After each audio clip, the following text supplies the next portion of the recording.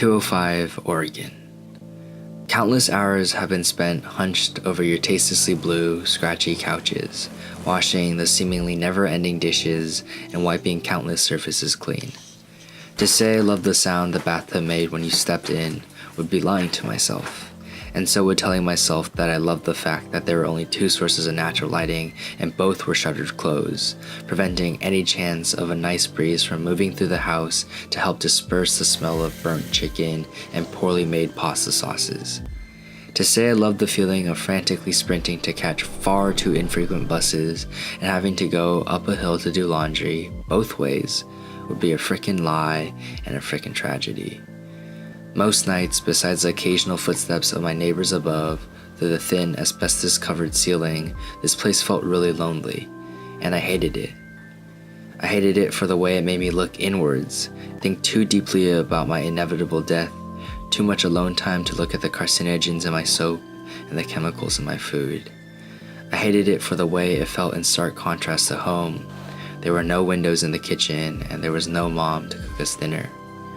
And while all of my friends made their way back to their dorms after a night of studying to relatively lit hallways and relatively lively common rooms, I rode somewhat empty buses and walked very much alone to a dimly lit apartment B, with dishes that still needed to be washed and windows that needed to be opened but couldn't, ever.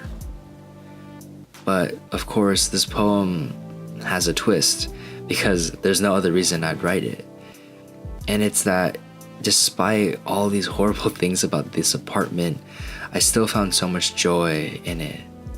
I found joy in the moments between the silences, the meals shared with close friends who helped wash the dishes and take out the trash, longboarding with future roommates who brought me back to being 8 years old when all we did was bike the neighborhood and chase after adrenaline highs. There were the silences filled with classmates and friends scrambling to finish the next day's work, and an excuse to brew tea for more than just myself, but for a group of people who all had one common goal: to get somewhat good grades.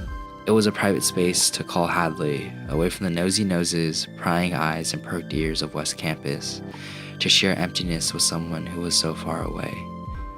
Now don't get me wrong, living here for the most part frickin' sucked, but there was this untouchable joy of companionship that shines brighter here at 205 Oregon. Like fool's gold and black sand, it is here, in a place that is so lonely, that the importance of friendship resonates the most. And for that, I thank you. Thanks, 205 Oregon.